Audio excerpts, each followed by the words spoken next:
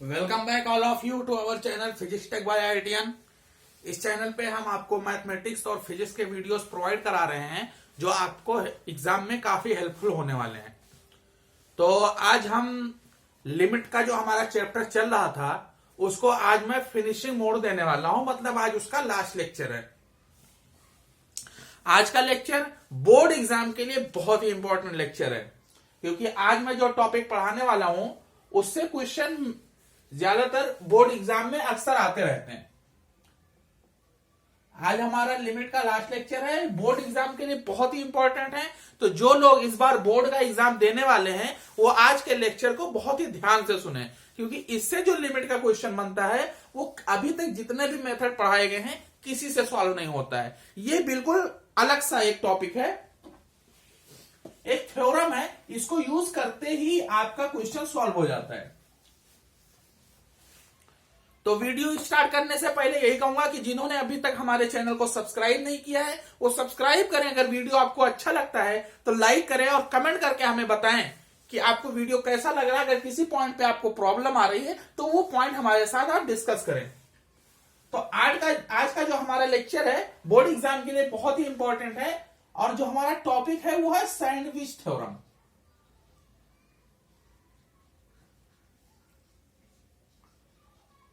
आप किसी भी बुक में पढ़ेंगे मेनली आपको इस थ्योरम पे एक ही क्वेश्चन, किसी भी बुक में पढ़ेंगे आपको वही क्वेश्चन मिलेगा। तो उम्मीद करते हैं आप वो क्वेश्चन भी समझने की कोशिश करेंगे, और जिसको समझ में ना आए वो क्वेश्चन को याद कर ले सोल्यूशन के साथ। बहुत ही आसान सोल्यूशन है, कुछ नहीं करना है। लेकिन कुछ लोगों को कभी कभी समझने में प्रॉब्लम होती है, कुछ एक अलग सा अगर टॉपिक आ जाता है, टॉपिक वाइज मतलब धीरे धीरे कोई भी टॉपिक चलता रहता है एक सीक्वेंस में, लेकिन अगर उसमें कुछ हटके किया जाए तो कुछ लोगों को समझ में नहीं आता है। तो अगर आपको समझ में ना आए तो उसको याद कर लें, लेकिन ये आपको याद रखना ही रखना है। सैंडविच थ्योरम के बारे में आज हम बात करने वाले हैं। इसमें क्या है, अगर इसको हम ग्राफिकली समझने की कोशिश करें तो हमें जो फाइंड करना है वो कोई एक जीएक्स फंक्शन होगा, उसका हमें लिमिट फाइंड करना है। लेकिन हम जीएक्स के लिमिट को फाइंड नहीं कर सकते, तो हम क्या करेंगे, उसके आसपास की वैल्यू को लेंगे। मतलब जीएक्स हमारा जो है वो किस तरह से डिफाइन किया जाएगा कि हमारा जो जीएक्स है वो हमेशा एफ एक्स से या तो बड़ा होगा या इक्वल होगा, और एच एक्स से या तो छोटा होगा या इक्वल होगा। इस तरह से हमने जीएक्स को डिफाइन किया है, जिसका लिमिट हमें फाइंड आउट करना है। तो इसके लिमिट को फाइंड आउट क्योंकि हम कर नहीं सकते, इसके लिए हम क्या करेंगे, हम एफ एक्स के लिमिट को फाइंड करेंगे और एच एक्स के लिमिट को फाइंड करेंगे। ये हम करेंगे, यही सैंडविच थ्योरम है। अब देखिए, अब मान लीजिए कोई एक पॉइंट है आपका ए, जिसपे हमें लिमिट निकालनी है। ए पॉइंट पे अगर आप, ये हमारा क्या है एफ एक्स का लिमिट फाइंड करते हैं तो मान लीजिए आता है कैपिटल ए, कोई वैल्यू आती है उसको हमने क्या मान लिया, कैपिटल ए। और वहीं अगर हम एच एक्स की लिमिट फाइंड करते हैं, ये हमारा क्या है एच एक्स, अगर हम एच एक्स की लिमिट फाइंड करते हैं ए पॉइंट पे तो वो हमारा क्या आता है, वो भी हमारा ए आता है। तो अगर ये क्या बोलता है कि जीएक्स जो है वो एफ एक्स और एच एक्स के बीच में है, और limit h tending to a of f x is equal to limit h tending to a of h x. अगर ये आपका ए हो जाए, या आप लिमिट की बात कर रहे हैं तो एल मान लीजिए, कई सारे जगहों पे हमने एल माना है, तो चलिए इसको हम एल के साथ ही समझने की कोशिश करते हैं ताकि आप थोड़ा कंफ्यूज ना हो। अगर ये एल आता है तो ये थ्योरम क्या बोलता है कि ये तो इसके बीच में है, जीएस क्या है इसके बीच में है। मतलब अगर आपका ये एफ एक्स जो है वो बढ़ते बढ़ते एल तक गया, और वो एच एक्स जो है वो भी नीचे आते आते एल पे आके मिल गया, तो आपका जो जीएक्स है उसके बीच में है। ये आप पहले ही बोल चुके हैं कि आपका जीएक्स जो है वो उसके बीच में है, तो उसके बाहर तो जा नहीं सकता।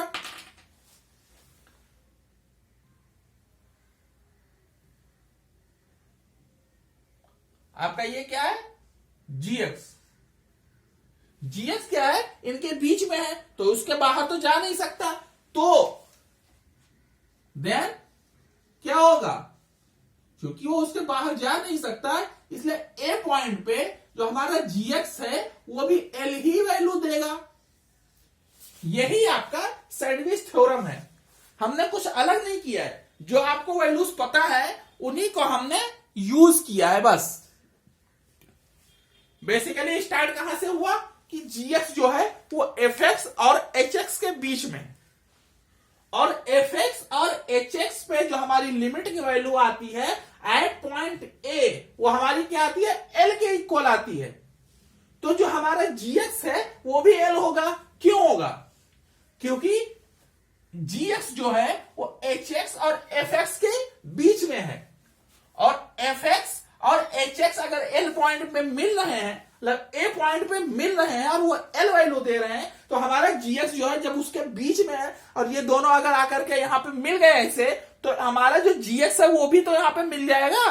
तो इसलिए यहां पे हमारा जो जीएक्स की वैल्यू आएगी वो भी एल ही आएगी। ये आपका सैंडविच थ्योरम है। तो अगर आपको ये समझ में नहीं आता तो आप इस ग्राफ के साथ इतना फंक्शन आप इसको याद कर लीजिए।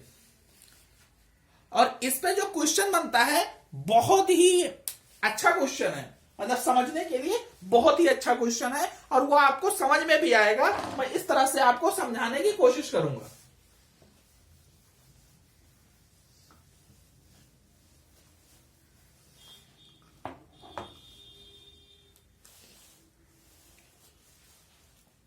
तो मैं अब क्वेश्चन लिखता हूं, limit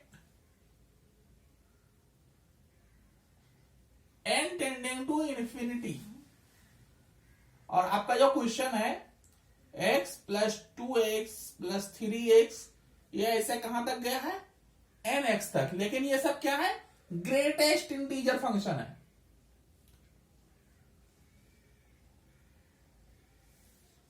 divide by n square, ये क्या है, आपके ग्रेटेस्ट इंटीजर फंक्शन है।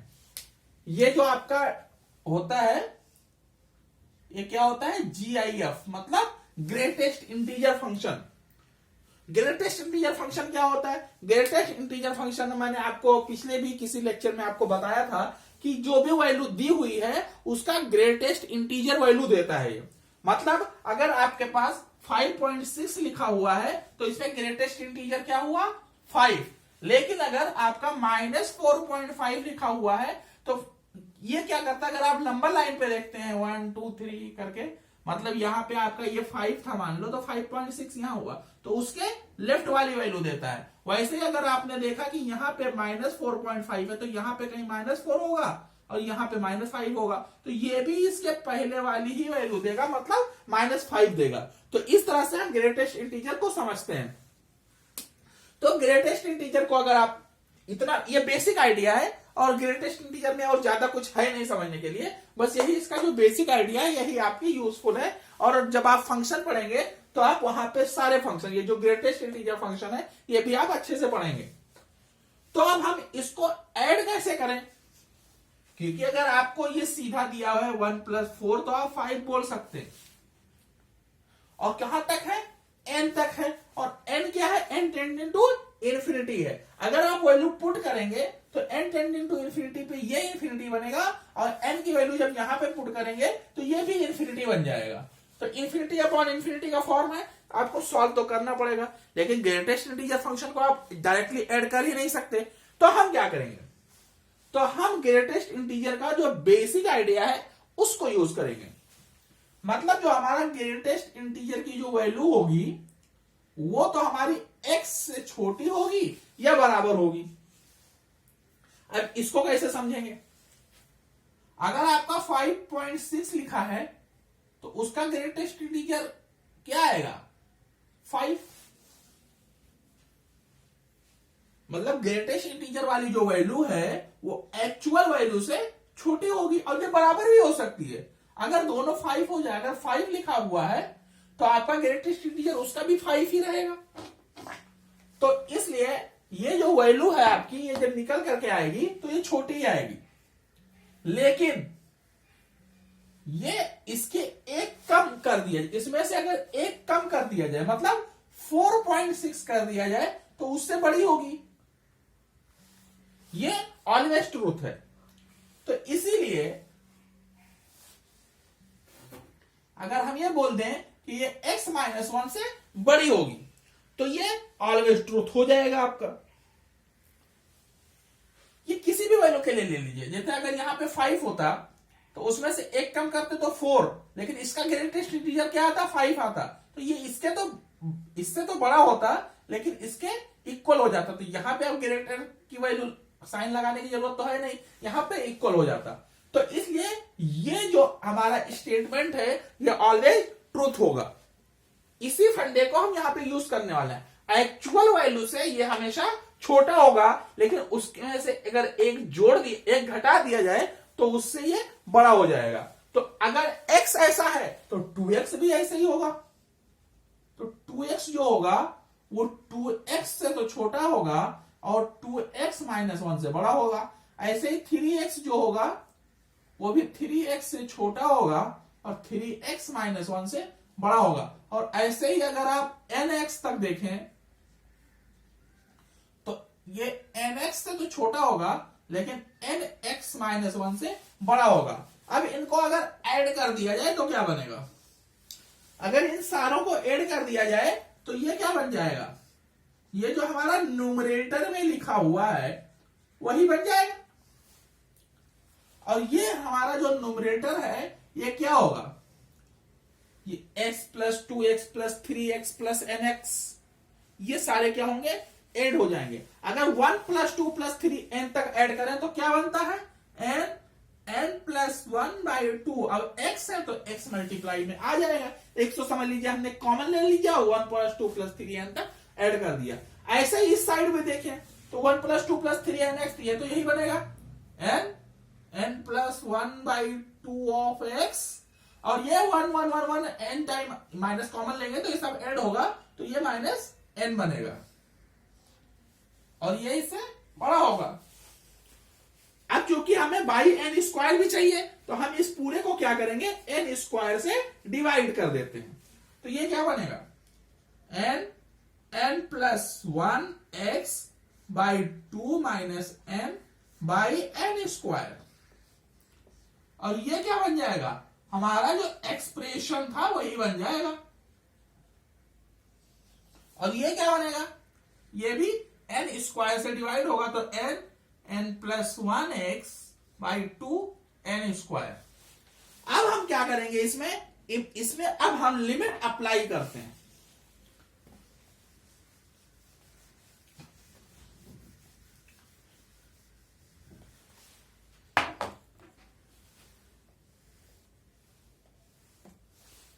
इसमें अब हम लिमिट अप्लाई करते हैं तो ये क्या बन जाएगा, limit n tending to infinity n x n plus 1 by 2 by n square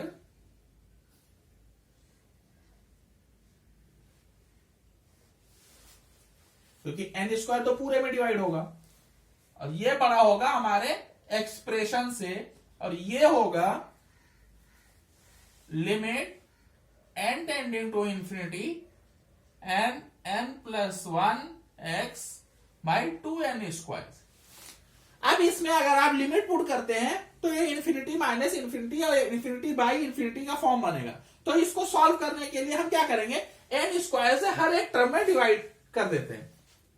तो ये क्या होगा, limit n tending to infinity, ये क्या है, x को तो आप बाहर, x को तो अलग ही रहने दीजिए, x से हमें ज्यादा मतलब है नहीं क्योंकि हमें किससे मतलब है, n से, क्योंकि लिमिट किसकी है, n की। तो ये क्या बनेगा, n स्क्वायर x बाई 2, तो n स्क्वायर तो कट जाएगा तो क्या बचेगा, x बाई 2।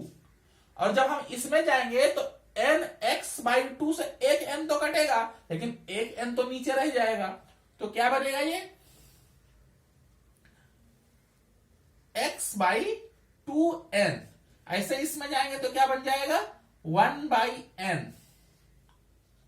अब ये हमारा तो एक्सप्रेशन है, इसकी वैल्यू हमें, ये तो इन दोनों के बीच में है अब इसको देखते हैं, इन दोनों की वैल्यू अगर हम फाइंड कर लेते हैं तो हमारा ये बीच का जो वैल्यू है ये ऑटोमेटिकली कैलकुलेट हो जाएगा।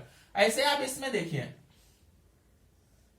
x को इसमें बाहर ही रहने दीजिए, अंदर देखिए सिर्फ n square by 2n square, तो ये क्या बन जाएगा, x को अगर साथ में लाते हैं तो हो जाएगा x बाई 2। अगर उस पे देखिए तो क्या बनेगा nx, और ऐसे देखिए बाहर ही देख लीजिए, n से एक n तो कैंसिल आउट हो चुका है, एक ही n बचा है, तो ये क्या बन जाएगा x बाई 2n।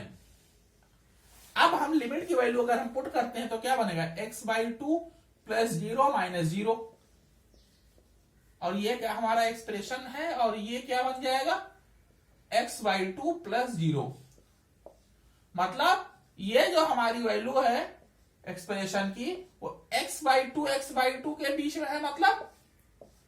मतलब हमारा जो लिमिट जो हमें कैलकुलेट करना था, limit n tending to infinity of expression, अब इतना लंबा आप जब एग्जाम में करिएगा तो जरूर लिखिएगा, इसकी वैल्यू किसके बराबर आ जाएगी x बाई 2 की, क्योंकि x बाई 2 पे ही वो लिमिट जो है वो मर्ज हो रही है। इससे ये पता चलता है क्योंकि इधर की भी वैल्यू x बाई 2 आई है और उस साइड की भी वैल्यू x बाई 2 आई है। अब जब दोनों साइड x बाई 2 है, मतलब मैंने जो आपको ग्राफ समझाया था वो कैसे था कि ये fx है, अगर ये यहां पे x बाई 2 दे रहा है, मतलब ये जो वैल्यू आपकी है ये x बाई 2 है, और जो आपका hx है वो भी आपका x बाई 2 दे रहा है, तो आपका ये जो बनेगा, ये कैसे भी बने, नीचे से बन रहा हो ऊपर से बन रहा हो, लेकिन ये यहां पे तो x बाई 2 ही देगा इस लिमिट पे, और ये लिमिट हमारी इस क्वेश्चन में क्या है इनफिनिटी। तो इस तरह से आपको समझ में आया होगा कि इस क्वेश्चन को आपको सॉल्व कैसे करना है। तो बहुत ही बेसिक आइडिया है।